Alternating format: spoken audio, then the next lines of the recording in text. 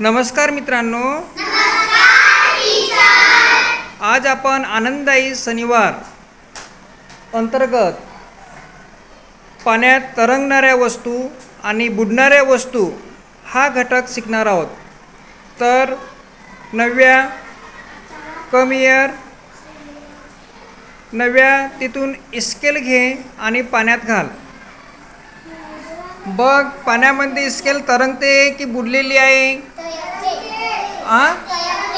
तरंगते की नाही? ती बुडायला गेली आहे का? नाही, पाण्यावर तरंगत आहे। नेहा,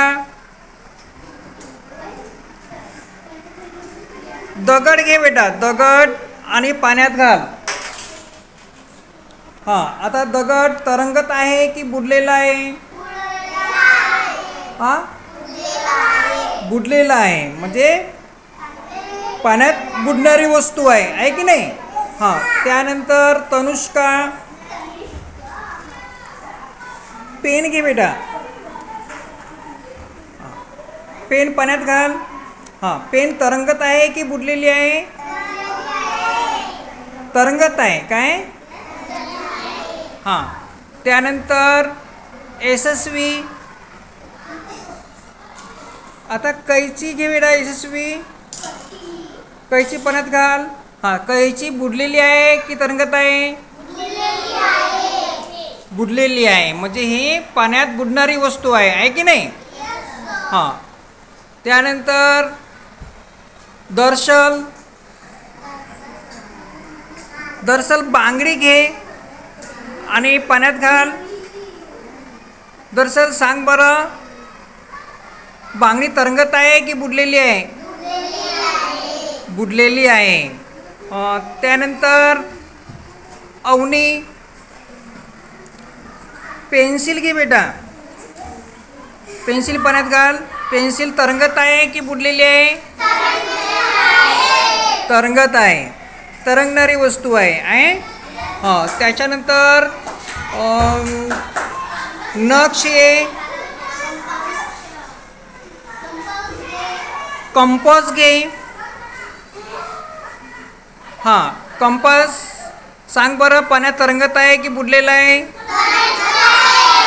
तरंगत आहे। त्यानंतर सिद्धार्थ, खडू घे।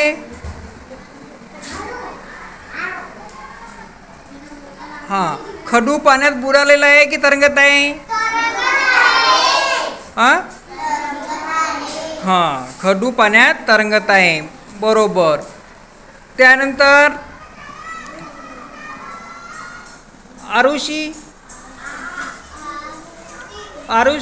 खोट रबर घे। खोट रबर तरंगत आहे की बुडलेला आहे? सर्व आपल्या आपल्या जागेवर बसा बेटा। आता त्यानंतर वेद शॉर्पनर घे। सांग बरं, तरंगत आहे की बुडालेला आहे? तरंगत आहे। आता तुम्हाला समजलं पाण्यात तरंगणारे वस्तू? वेद, जागेवर बस। तुम्हाला समजलं तरंगणाऱ्या वस्तू आणि बुडणाऱ्या वस्तू, समजलं का? आता पाण्यामध्ये कोणत्या वस्तू तरंगत आहेत सांगा बरं? पाण्यात कोणत्या वस्तू बुडालेल्या आहेत?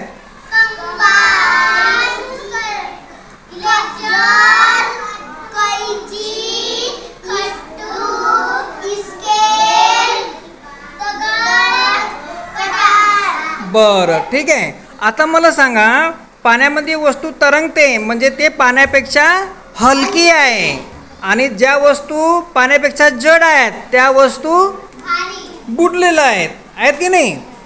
मग तरंगणाऱ्या वस्तू पाण्यापेक्षा कसे असतात?